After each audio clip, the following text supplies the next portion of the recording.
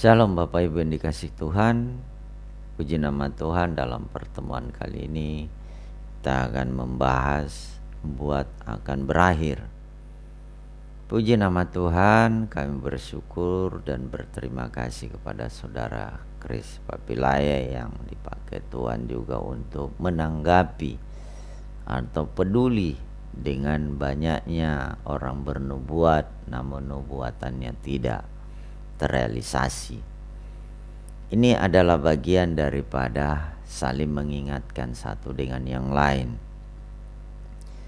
Sebagaimana terdahulu saya sudah sampaikan kepada saudara-saudara bahwa saya salah satu dari sekian banyak orang yang mendapat petunjuk untuk memberitakan Injil. Namun misinya pada waktu itu untuk memberitahu pastor dan pendeta, yaitu pada tahun 1987. Baik, singkat cerita, kita kembali memperhatikan apa yang menyebabkan nubuat akan berakhir. Bapak Ibu yang terkasih dalam Tuhan, 1 Korintus pasal 13 ayat 8, Rasul Paulus mengatakan nubuat akan berakhir. Tentu ada alasannya. Rasul Paulus dalam penjelasannya mengatakan bahwa di 1 Korintus 14 ayat 1, Rasul Paulus menganjurkan supaya setiap orang mengejar kasih Allah, mengejar karunia roh, terutama karunia bernubuat. Nah, ini dapat saja dari ayat 1 ini, 1 Korintus ayat 14 ayat 1 ini disimpulkan bahwa kekurangan kasih Allah dapat mengakibatkan nubuat itu berakhir. Tentu di sini ada hal-hal yang menyimpang sebagaimana di 1 Korintus 13 ayat 4 dan 5 itu ada hal-hal yang perlu dibenahi ada unsur kesombongan, kepentingan diri sendiri menyimpan kesalahan orang lain. Tentu ini menjadi alasan dan koreksi bagi kita yang berbahasa roh di zaman ini sehingga kita semua saling menguatkan satu dengan yang lain Jadi tidak mungkin karunia-karunia itu berakhir kalau tidak ada penyebabnya. Alasan lain juga Rasul Paulus mengatakan bahwa 1 Korintus 14 ayat 31 dikatakan bahwa setiap orang dianjurkan belajar bernubuat. Nah, di sini bisa juga dikatakan bahwa setiap orang yang dapat rema tentunya tidak terburu-buru memberitakan ke publik. Namanya orang baru belajar itu harus sadar kalau ini hanya untuk intern saja. Jadi Rasul Paulus itu di 1 Korintus 14 ayat 31 dalam peraturan pertemuan jemaat diwajibkan orang belajar menyampaikan pesan atas dorongan roh. Kita ingat kembali bahwa di 1 Korintus 12 ayat 7 sampai 10 itu ada karunia menafsir bahasa roh, karunia bahasa roh hikmat, iman, ada pengetahuan. Semuanya ini diperlukan untuk saling melengkapi dan untuk membangun jemaat. Nah, kapan itu terburu-buru disampaikan tanpa dicermati dengan baik tanpa diselidiki dengan akal budi, apakah sia ini layak menerima pesan itu baik itu menjadi pemimpin, baik itu menjadi tokoh agama, tentunya itu harus dikembalikan pada firman Tuhan. Ini yang perlu kita cermati tentang kehidupan masa kini, supaya saudara-saudara yang melakukan atau menerima rema itu sadar juga, ya, menyadari memang firman Tuhan itu tidak pernah salah, yang selalu salah itu oknumnya. Ya, demikian juga saudara-saudara yang lain, ya, yang menjadi pelayan atau tokoh agama saat ini, tokoh umat Kristiani saat ini perlu merenungkan kenapa tidak bisa bernubuat. Ya, tentunya ada yang perlu dibenahi. Seperti 1 Korintus 14 ayat 1 tadi. Jadi kehidupan umat Kristiani hari-hari ini, ya, jangan sampai itu 2 Petrus 3:16 itu firman Tuhan diputarbalikkan untuk kebinasaan diri sendiri dan juga membinasakan orang lain. Ini tetap dia berkesinambungan mengenai kebenaran itu. Di ayat 12, di pasal 12 ayat 11 dikatakan, ya, tetapi semuanya ini dikerjakan oleh Roh yang satu dan yang sama, yang memberikan karunia kepada tiap-tiap orang secara khusus seperti yang dikehendakinya. Berarti di sini ada orang-orang tertentu memang yang disiapkan Tuhan, ya, untuk saling melengkapi satu dengan yang lain.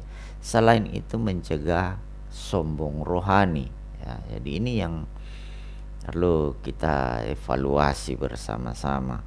Jadi sekalipun itu saudara Kris Papilaya melakukan kritikan itu baik, dan kritikan itu kita evaluasi bersama, kita tanggapi bersama dengan dasar firman Tuhan sebagai parameter. Jadi kita lihat pembandingnya di sini, ya. Kita lihat di Kisah Rasul 10 ayat 9 bagaimana, ya, Rasul Petrus mengalami, ya,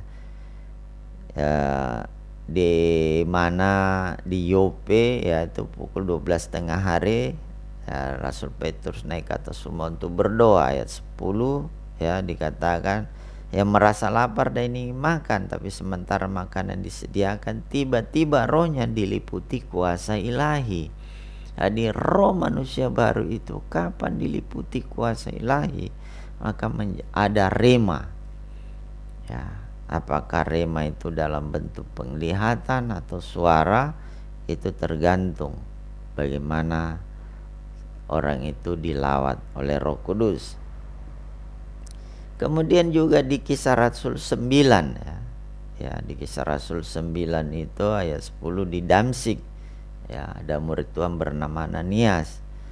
Ya, di situ ada diskusi, ya, antara orang yang menerima suara itu atau pesan itu bisa melakukan tanya jawab secara akal. Ya, sebagaimana Ananias jawabnya, "Ini aku Tuhan." Ya, dikatakan pergi jalan lurus, cari Yudas, ya, carilah di rumah Yudas seorang dari Tarsus bernama Saulus, ya. Kita lihat di ayat 12, ya.